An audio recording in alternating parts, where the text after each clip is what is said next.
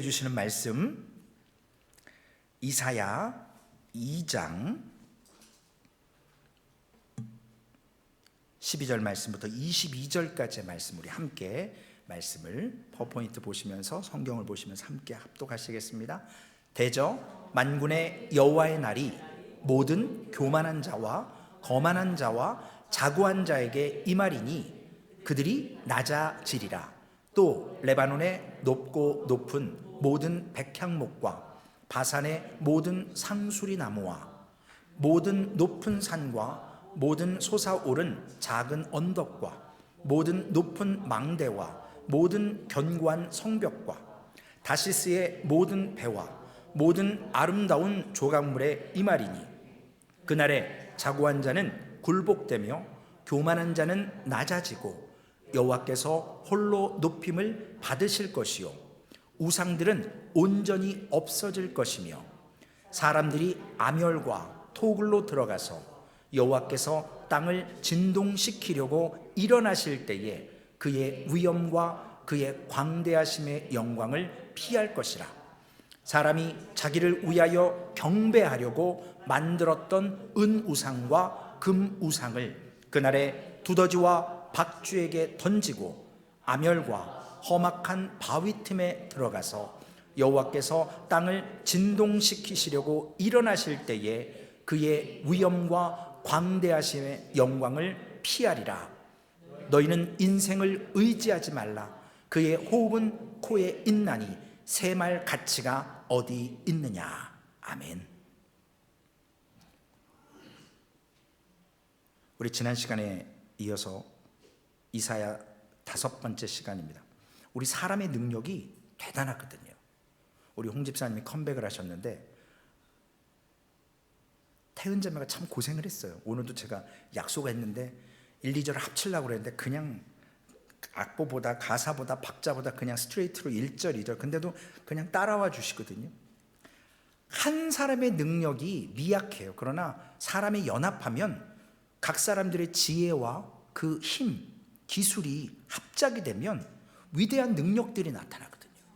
그래서 과학이 날로 발전하고 또 우리가 때로는 정말 무서울 정도로 그러한 지능이 과학적으로 개발되는 것을 보게 됩니다. 이사야 선지자가 지금 남유다 예루살렘에게 하는 경고, 하나님의 경고는 뭐냐면 예루살렘의 과거에 있었던 영광은 사람들의 지혜로 비롯된 것이 아니라 하나님의 위대함으로 있었던 영광이라는 거거든요. 그런데 사람들은 자신들의 지혜, 자신들의 능력으로 예루살렘의 영광이 임한 것처럼, 자신들이 만든 것처럼 착각했습니다. 오늘 그래서 설교의 제목이 하나님의 영광과 사람의 영광이에요. 원래는 하나님의 주권과 사람의 ambitious, 야망, 이런 말씀이거든요. 유다 백성들은요, 하나님의 위대함을 뭘로 드러냈냐면 저들은 경건 그리고 도덕적인 그러한 능력으로 하나님의 영광, 하나님의 위대하심을 믿는 자로서 드러냈었습니다. 그런데 유다 백성들이 이제는 그러한 경건의 모습들을 하나님의 능력보다, 하나님께 공급받는 것보다 좀 더 구체적인 쇼업, 보여지는 힘으로 드러내기를 원했어요. 어떻게 했냐면 큰 건축물을 짓습니다. 무역을 크게 해서 물질을 많이 만들어냅니다. 눈에 확 보여지는 거거든요. 제가 이번 주에도 우리 청년들하고 이렇게 많은 시간들을 함께 만나고 그들의 신앙이 어떤가, 어떻게 예수 그리스도를 영접했고 어떤 위치에 있는가 이렇게 나눠보면서 그들이 저에게 묻습니다. 목사님, 하나님을 설명 좀 해보라는 거예요. 그래서 한마디로 God is love. 더 이상은 내가 얘기해 줄 수가 없다. 여러분들이 하나님을 삶으로 겪으면서 어떤 decision make, 결정할 때에 하나님의 말씀을 따를 거냐, 나의 의지와 지혜와 나의 경험을 따질 거냐, 거기에서 여러분들의 믿음이 어느 쪽인가, 어디에 무게 중심이 있는가 보여진다.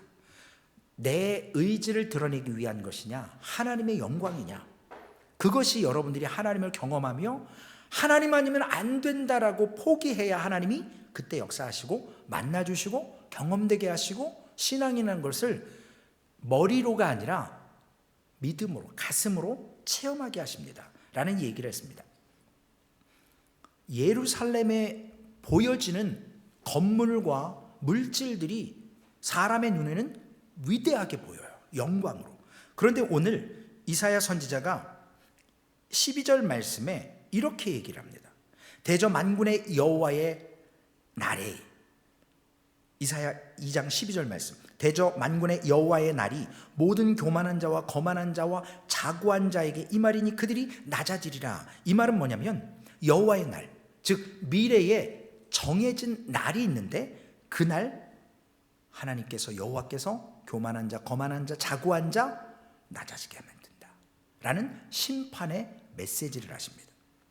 어떻게 해요? 어떻게 낮아지게 할 것이냐? 전쟁을 통해서 저들이 예루살렘을 잃어버리고 망하게 하고 포로로 잡혀가게 하는 그러한 낮아짐을 맛보게 하실 거라고 예언하셨습니다.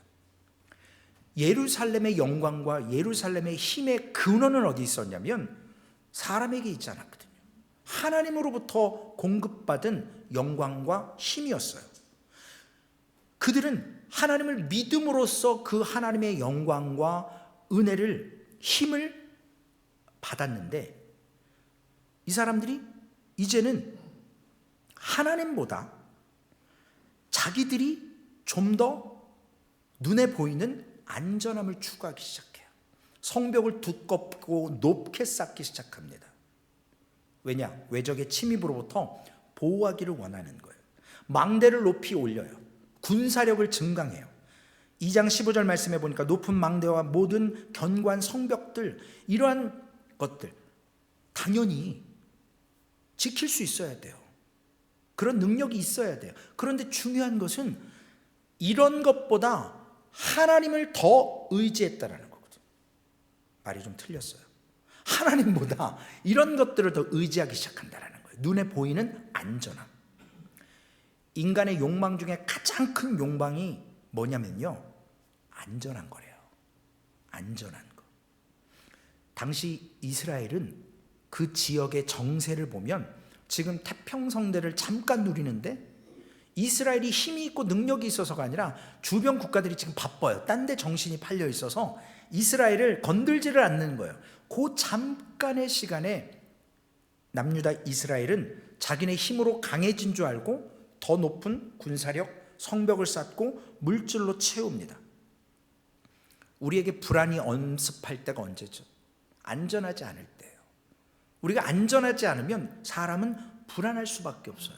그전에는 눈앞에 외적들이 많고 성벽이 무너져가고 있어도 하나님을 의지하고 하나님이 공급하시는 힘을 원천히 하나님을 믿었을 때는 이러한 눈에 보이는 연약함들로 인해서 두려워하지 않았었거든요. 그런데 하나님 의지하는 것보다 군사력을 의지하고 물질을 의지하다 보니 이들은 점점 두려웠고 불안해서 이러한 것들을 더 철옹성을 쌓으며 평안함을 느끼기 시작합니다. 그래서 우시아와 요담 때 유다들이 잘 살게 되었었는데 그들은 좀 더 높은 성벽을 쌓고 거대한 망대를 만들어서 점차 자신들의 힘으로 국력을, 군사력을 키워가기 시작했어요. 이때 생긴 문제가 뭐냐면 성벽과 망대를 높이 쌓고 나니까 남유다 예루살렘이 이 예배드리는 태도가 잘 달라지는 거예요. 여러분들이 지난 한 주간 동안 삶에 곤고하고 막 하나님의 임재를 바라고 막 갈등과 고민 속에서 하나님께서 그냥 숨 넘어가기 직전에 인도하셔서 오늘 이 자리에 딱 왔다면 이 예배가 너무나도 간절할 거예요.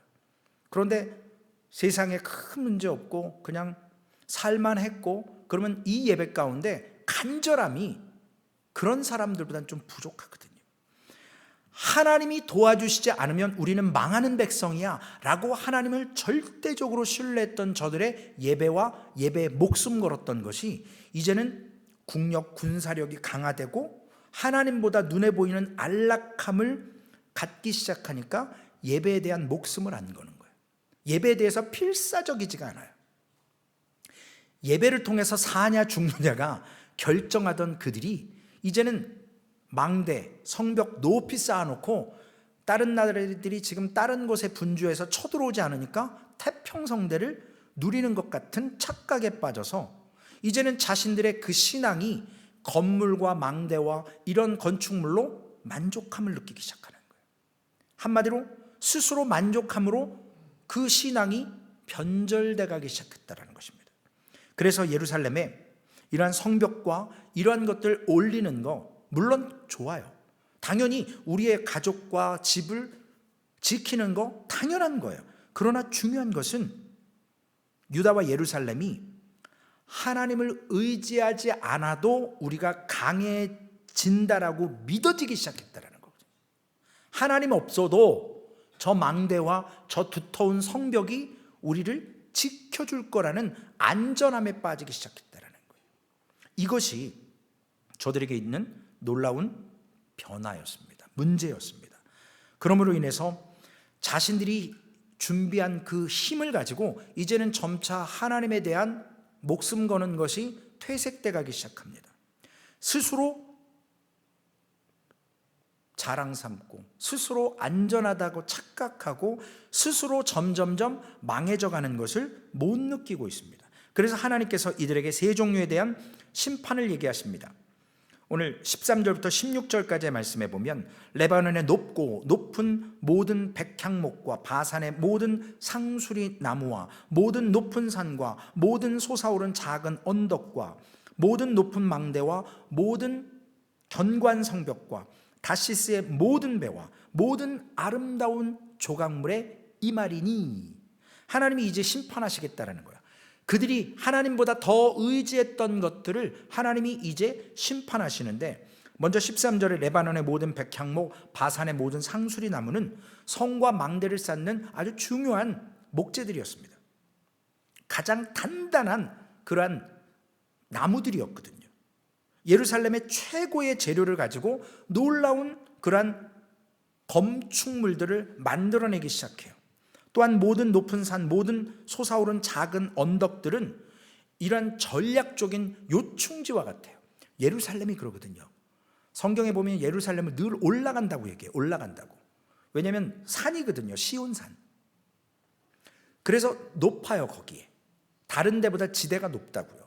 그렇기 때문에 거기를 침략하기 위해서는 사람들이 막 쳐들어 올라올 때 이미 힘들이 많이 빠지고 전략적으로 아주 좋은 중요한 장소입니다. 이러한 것들이 예루살렘 지형 가운데 있었습니다. 그리고 또한 예루살렘의 다시스의 모든 배와, 내일 새벽에도 나와요. 참 희한하게 내일 새벽에 시편 우리가 48편인가요? 거기에도 보면 다시스의 배가 나오더라고요. 하나님께서는 이렇게 알고 하시는 것 같아요. 같은 말씀을 아름다운 모든 조각물의 이 말이니, 이들이요 이제 상업적으로 돈을 많이 벌고 저들이 다시스의 아주 큰 배들을 무역을 통해서 세상의 좋은 것들은 다 예루살렘에 싣고 와서 치장하기 시작합니다. 예루살렘에 가득 채워요. 아름다운 조각물이라고 하는 것은 인간의 지혜로 만들어낼 수 있는 최고의 예술적인 감각적인 그러한 작품들이거든요.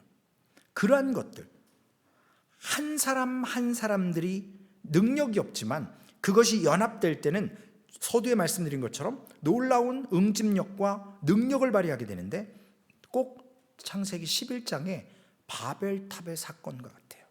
사람들이 지면의 흩어짐을 면하기 위해서 바벨탑을 높이 쌓기 시작합니다. 하나님께서 중단시키지 않았으면, 언어를 혼잡하게 하지 않았으면 바벨탑을 끝없이 높이 쌓았고 자신들의 이름을 세상에 남기고 거기에 모여 살면서 하나님 필요치 않는 그런 존재로 살았을 겁니다. 유다와 예루살렘이 지금 이러한 함정에 빠져 있거든요. 하나님께서는 이러한 유다와 예루살렘을 멸망시키시겠다고 약속합니다. 세상 눈에 좋아 보이는 모든 전략적인 요충지와 그러한 단단한 나무들, 세상의 모든 좋은 것들을 다시스의 큰 배로 싣고 와서 예루살렘을 채웠지만, 우리 옛날에 사모가 저한테 이런 얘기하면 안 된다 그랬는데, 라떼 얘기를 하지 말라는데, 예를 들어서요, 옛날에는 개천에서 용이 났대요.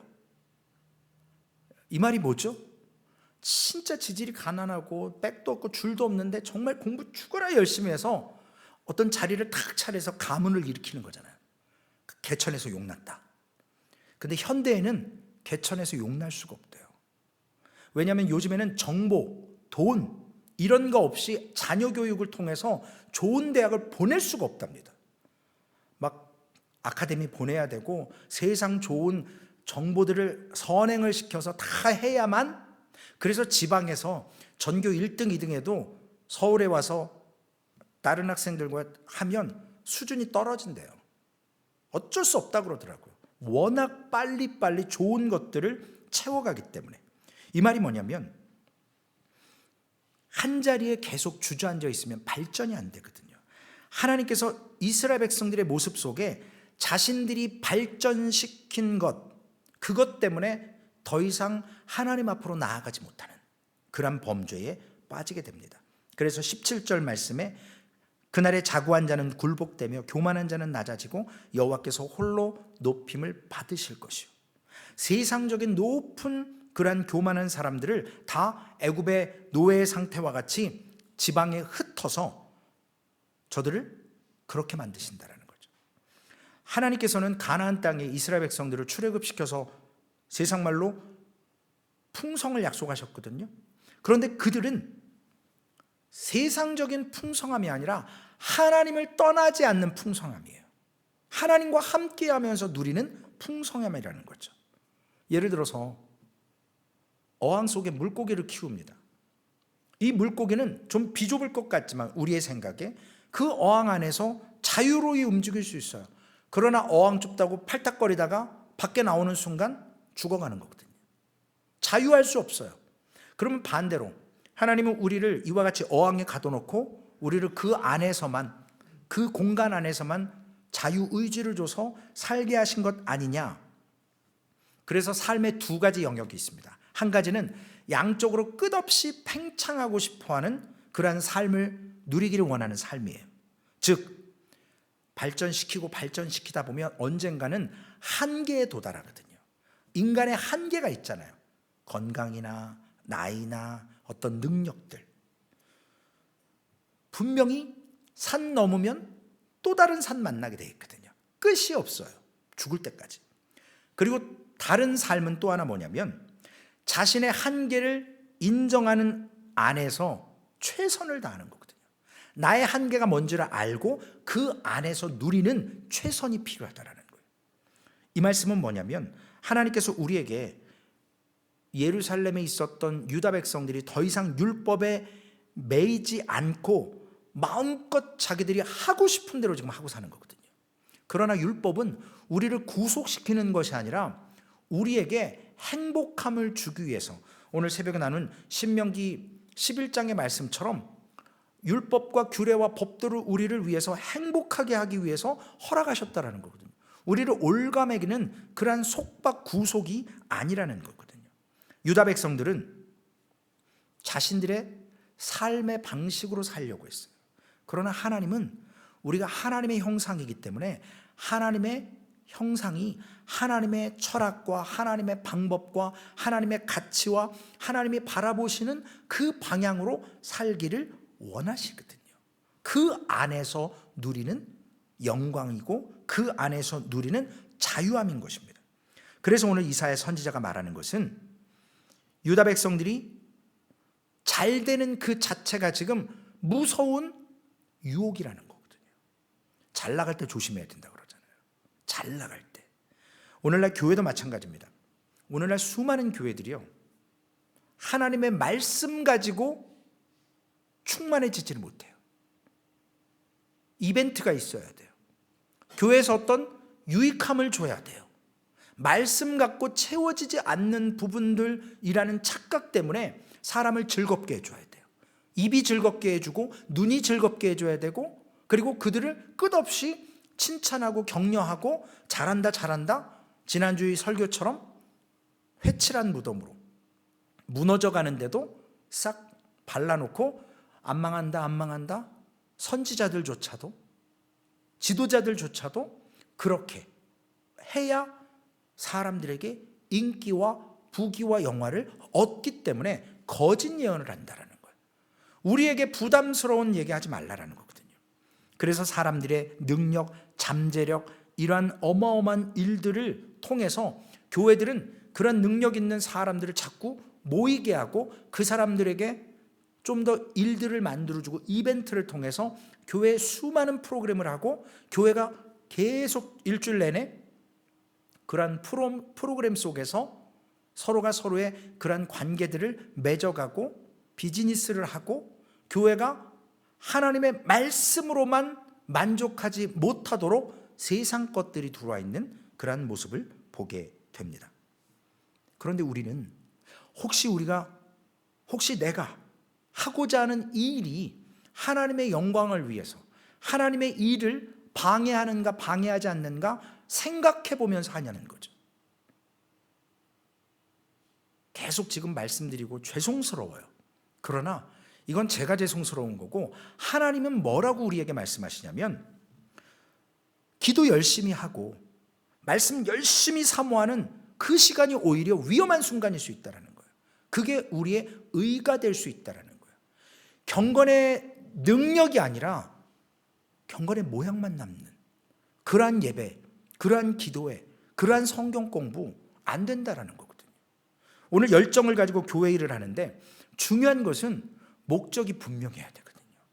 나의 의를 드러내기 위한 일인지 하나님의 영광을 위한 것인지 하나님이 분명히 우리를 사용하실 때가 있거든요. 오늘 새벽에 우리 영어 이름이 생각이 안 나요. 우리 셀라가 이번 주에 여기서 트레이닝을 일주일 받는다고 새벽 예배 왔다 계속 거기 트레이닝을 받으러 가는 거예요. 그래서 제가 너무 이쁘고 참 저 먼 데서 저렇게 새벽에 와서 기도하고 오늘 아침 먹는데 계속 셀라 졸아요. 얼마나 일주일 더 힘들었는지 제가 한 4시간을 아침에 얘기를 했거든요. 성경 얘기를. 그런데 셀라 엄마가 저한테 묻더라고요. 목사님, 소망교회에 랜넘트가 있습니까? 소망교회 남은 자들에 대해서 어떻게 목회하고 있습니까? 너무 시리어스한 질문을 딱 하게 했고 제가 이걸 어떻게 얘기를 해야 되지? 영어도 못하는데 말을 잘해야 되겠다고 그냥 여러 가지 생각나는 단어들을 해서 얘기를 하고 나누고 하는데 오늘 이 얘기가 거기서 나왔어요. 하나님의 말씀으로 만족하지 못한다라는 거예요. 왜 그럴까요? 우리의 가치관과 우리의 생각으로 하나님을 믿으려고 하기 때문에 그렇습니다. 요압 장군이요, 다른 성을 거의 다 무너뜨리고 마지막 진짜 한 방만 더 쏘면 끝날 전쟁인데 그때 다윗 왕을 모셔와요. 이게 고대의 전쟁의 그 암묵적인 룰이거든요. 왕이 가서 그 왕의 일을 처단을 해야 되거든요. 그래야 그 왕이 점령한 게 되는 거예요. 장군이 하면 안 돼요. 그러니까 요압이 다 해놓고 마지막 파이널은 다윗 왕을 그때 전쟁 없는 저 뒤에서 모셔와가지고 다윗 왕이 하게 하는 거예요. 왕의 그 능력을, 왕의 위치를 요압은 너무나도 잘 알았어요. 자기가 할 수도 있거든요. 그리고 보고만 할 수 있어요. 그러나 그게 그 당시에 전쟁 역사에 있어서는 안 되는 일이거든요. 자기의 의를 위해서는 할 수 있어요. 그러나 자기에게 주어진 사명까지만 하는 거예요. 하나님이 우리와 늘 함께 하십니다. 우리의 삶에 부족한 채우세요. 그런데 말씀드리지만 자꾸 우리가 하나님이 잠시 흑암을 통해서 암흑 가운데서 우리에게 잠잠히 있어라, 내가 하나님됨을 보여줄 거야, 기다려봐, 너희들 지금 잠깐 퍼니시먼트 심판 가운데 있으니까 잠깐 침묵하고 기다려. 근데 우린 자꾸 불을 피워요. 어둠을 밝히려고 자꾸 횃불을 들어요. 제가 이 설교를 딱 하고 나서 그 한 이틀 지나고 나서 막 교회에 여기저기서 막 횃불 드는 일들이 일어났어요. 그래서 제가 하나님, 이거 어떻게 해야 될까요? 이거 아닌데요. 이런 방법으로 하면 안 되는데요. 분명히 설교하고 났는데 이게 제 얘기가 아니잖아요. 그걸 못 참더라고요. 그래서 저를 돌아봤어요. 하나님, 다시 하나님 말씀 앞에 오늘 우리에게 18절 19절 말씀에 유다가 잘 살게 되면서 그들에게 드러난 눈부신 것이 하나 있었습니다. 우상들이 온전히 없어질 것이며 사람들이 암열과 토굴로 들어가서 여호와의 땅을 진동시키려고 일어나실 때에 그의 위엄과 광대하심의 영광을 피할 것이라. 사람들이 이제 잘 살게 되면서 하나님보다 부쩍 우상들이 눈에 띄기 시작해요. 계속 나오잖아요. 우상들을 온전히 없애실 거라는 거예요. 사람들이 우상을 믿는 이유가 뭐죠? 알아요. 저들도 우상이 자신들의 손에서 만들어졌고 아무짝에 능력이 없는 걸 알아요. 그런데 왜 우상을 믿을까요? 우리 마음속에 있는 야망, 우리의 마음속에 있는 갈망을 그런 어떤 사물을 놓고 위로받고 싶고 표현하고 싶은 거거든요. 누군가 내 속에 있는 어떤 것들을 끄집어내주고 위로해주는 것을 절대적인 존재로 깨달아요. 그래서 세상에 뭐 멘토 멘티 있는 것처럼 물론 서로 간에 뭐 신뢰하는 건 있지만 뭐 우상처럼 여기진 않겠죠. 왜 크리스찬들이 점집에 그렇게 많이 갈까요? 왜 미래에 대해서 알고 싶어서 포춘텔러한테 갈까요? 하나님보다 더 당장 지금 내 앞길에 대해서 알려달라는 거예요. 알고 싶다라는 거예요. 제가 청년들하고 상담하면서 그런 얘기를 했습니다. 너희들 왜 세상에 우상이 판치고 오늘날 이렇게 세상이 마약에 판을 치는지 아냐? 그랬더니 자기네들 주변에도 너무 그런 일들이 많대요. 중독성 있는 거, 마약 같은 것. 왜 우리가 빠질까요? 알코올릭에 왜 빠질까요? 그거 하는 즉시 결과가 나오거든요. 도박하는 거, 돈 넣고 바로 이기냐 지냐가 그 자리에서 승패가 나거든요. 단 몇 분 안에. 그러나 믿음이라는 건요, 우리가 믿는다고 지금 고백해도 그 자리에서 바로 뭔가 사인이 없어요.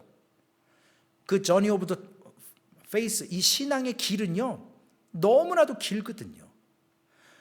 이것은 우리가 중독에 빠지는 이유는 너무나도 퀵 앤서를 원한다는 거예요.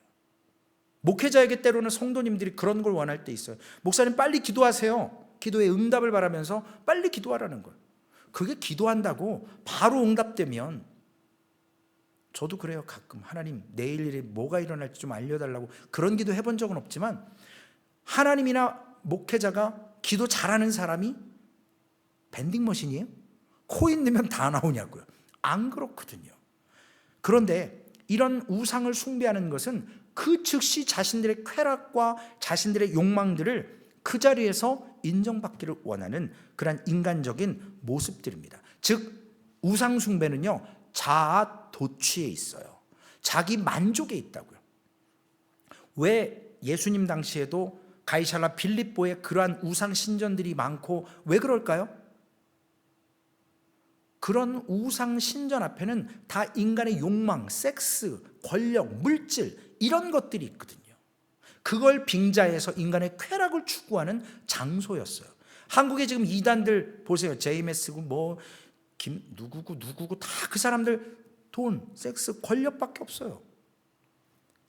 자신들이 영적인 지도자라는 가면을 쓰고 성도들을 핏 빨아먹잖아요. 성도들을 성적으로 착취하잖아요. 인간의 욕망을 채우는 거거든요. 오늘 2장 18절에 우상들은 온전히 없어질 것이다. 마지막 재앙 날에, 여호와의 날에 우상들은 도움 못 된다라는 걸 알아요. 이스라엘 백성들은요 포로로 잡혀갈 때 저들이 우상 가져갔을까요? 가져갈 시간이 없어요. 맨몸으로 가기도 바빠요. 그냥 삽시간에 끌려가는 거니까요.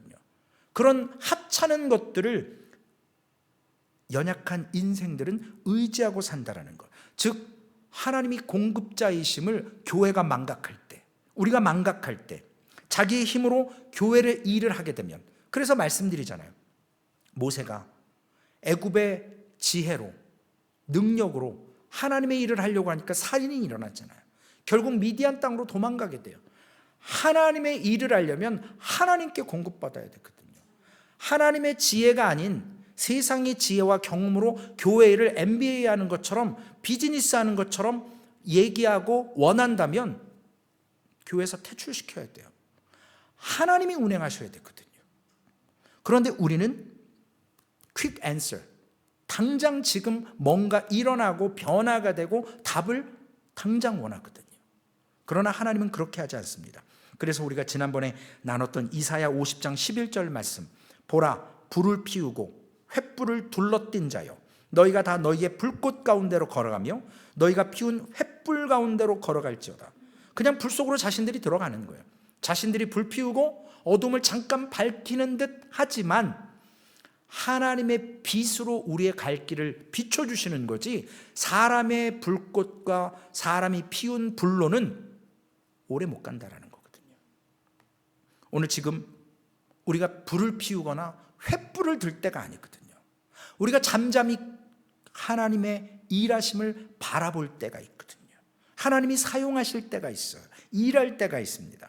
지금 고난의 암흑이라면 그 고난을 빨리 벗어나기 위해서 기도하는 것이 아니라 이 고난이 왜 나에게 임했는가 하나님의 음성을 듣고 그 고난의 원인을 파악하고 우리의 자신을 돌아보고 회개하고 하나님이 빛을 비춰주실 때 그 빛 가운데로 그 길을 걸어가야 되는 거거든요. 이러한 고난 통과하지 않은 사람이 교회 일을 하겠다고 달라들면 교회가 문제가 되는 거예요. 횃불을 드는 거예요. 불을 피우는 겁니다. 그래서 교회는 문제가 끊임없는 겁니다. 우리의 영적 전쟁을 위해서도 교회에 허락하시는 문제와 파도가 있지만 결국 스스로 불을 피우고 횃불을 들 때 교회는 갈등이 오는 거죠. 관계가 깨지는 거예요. 그래서 우리가 신년도부터 신앙의 성숙과 우리의 이러한 성품들, 이러한 캐릭터들이 함께 성숙돼야 진짜 신앙이라는 것이죠. 죄송스럽습니다. 제 얘기가 아니라 하나님의 말씀이에요. 우리가 말씀을 듣고 그 말씀을 묵상하며 가만히 있어 보자고요. 그 말씀 앞에서 하나님이 어떻게 역사하시는지 하나님 됨을 바라보시자고요. 하나님이 허락하시는 고통, 고난을 경험해 봐야 알거든요. 그러나 그것을 체험하지 못하고 교회 일에 달라들면 시험당하게 되어 있습니다. 가만히 있어야 될 때를 알아야 되고 내가 힘을 빼야 될 때를 알아야 합니다. 그래야 주가 높임을 받으시는 거거든요. 요압이 자기가 다 해버리면 다윗이 그랬잖아요. 그러려고 그런 건 아니지만 골리앗 때려잡고 돌아왔을 때 다윗은 만만이고 사울은 천천이다. 그래서 다윗이 얼마나 고생을 합니까? 사위인데도 불구하고 침 질질 흘리고 도망가고 정말 죽일 수 있지만 죽이지 않고. 오늘 이사야 2장 22절 말씀, 결론의 말씀이에요. 너희는 인생을 의지하지 말라. 그의 호흡은 코에 있나니 새말 가치가 어디 있겠느냐. 하나님께서 우리 인간을 코에 생기를 부어넣으셔서 생명이 된다라고 했습니다. 그런데 우리 코 딱 막아버리시면요, 우리 호흡 끝나면 끝이거든요. 인생 의지할 게 없거든요. 하나님을 얼마나 질적으로 신뢰하고 있는가?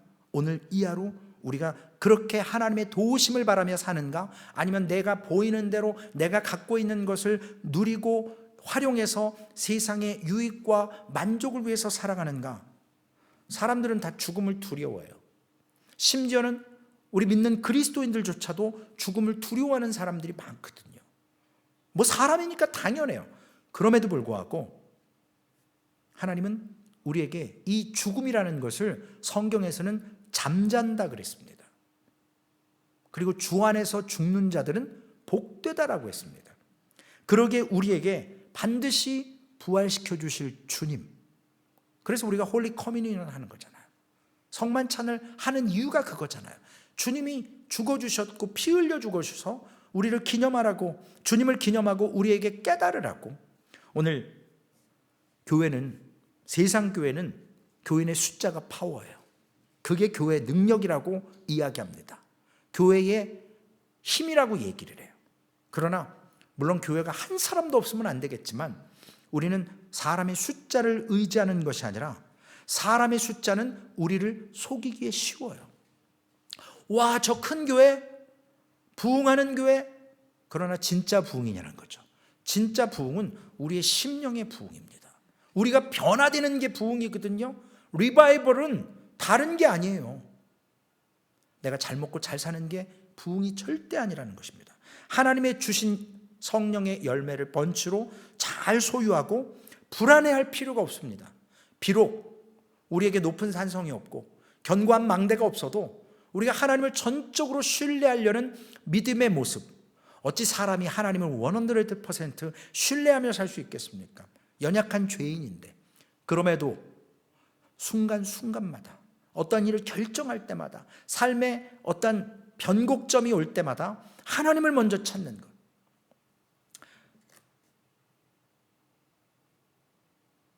저희 가족이, 가족 얘기하면 좀 모르지만요, 큰딸이 수술을 했잖아요. 그래, 암 가기 직전이잖아요. 그래서 온 가족이 다 그 DNA 검사를 했어요. 근데 결국은 범인이 저더라고요.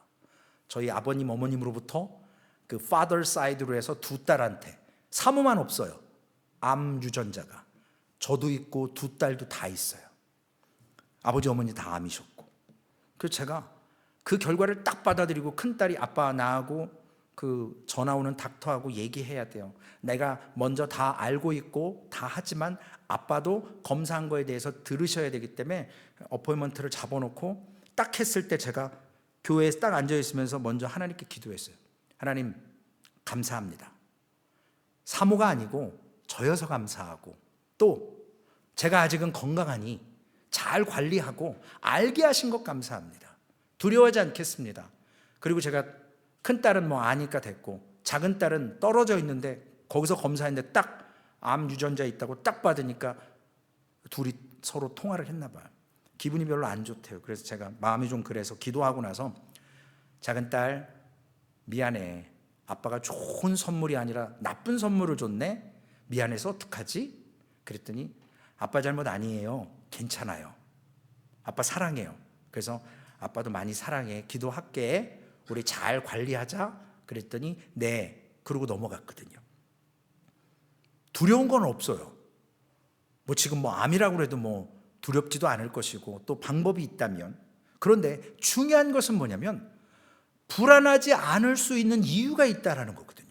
생명의 주인 되신 하나님이 있거든요. 제가 지난주에 그랬잖아요. 바디도 도네이션하고 올겐도 도네이션하고 죽음 두렵지 않다고 기껏 해놨는데 결과가 딱 나오니까요, 무서운 건 아닌데 약간 미안하기도 하고 참. 그래서 먼저 하나님께 기도하기 시작했습니다. 우리가 이러한 내가 의지하던 것들이 두려움으로 다가올 때 있거든요.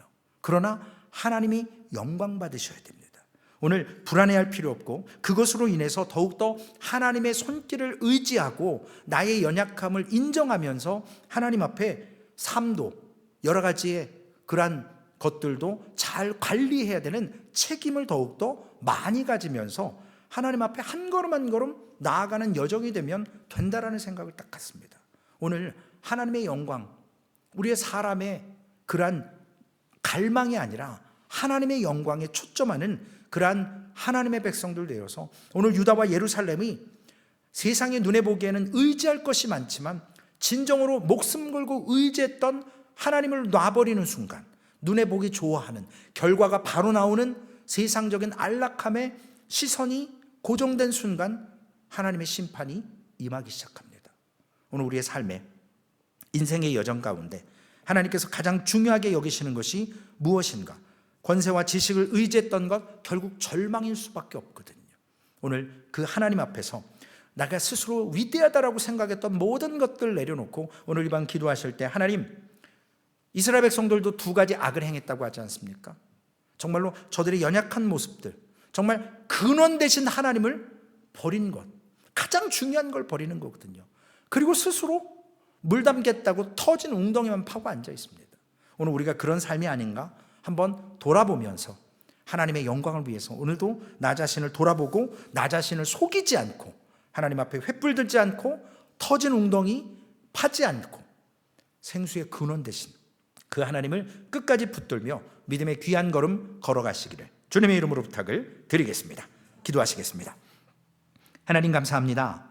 연약함 가운데 하나님의 도우심이 무엇인가를 깨닫게 하시고, 하나님, 이스라엘 백성들이 성벽이 허물어졌고 외적의 침입이 있었고 저들이 육신의 생각으로는 의지할 것 아무것도 없어서 오직 하나님만, 이스라엘을 선택해 주신 그 하나님의 약속을 믿고 하나님만 바라봤을 때, 그러나 저들도 어려움이 있었고 고단이 있었는데 저들이 부유해지니 세상을 의지하고 높은 망대를 쌓고 성벽을 쌓아서 견고하게 그것을 의지하다가 하나님을 잃어버렸습니다. 주님, 예루살렘에 너무나도 세상에 너무 멋있는 조각들을 다시스의 배로 실어와서 채워넣었지만 저들은 영적으로 하나님의 스피릿이 없었습니다.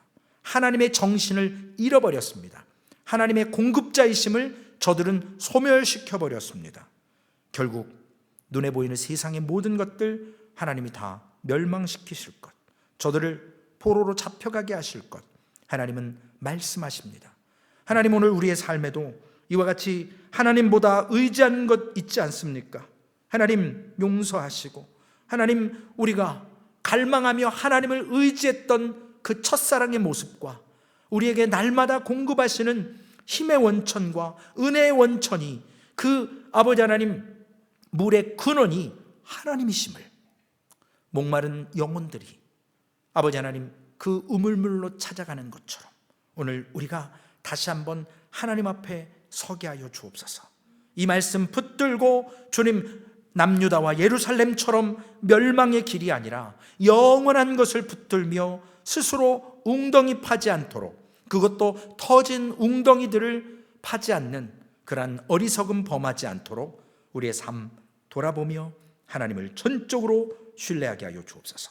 감사합니다. 우리 주 예수님의 이름으로 기도 올리옵나이다. 아멘.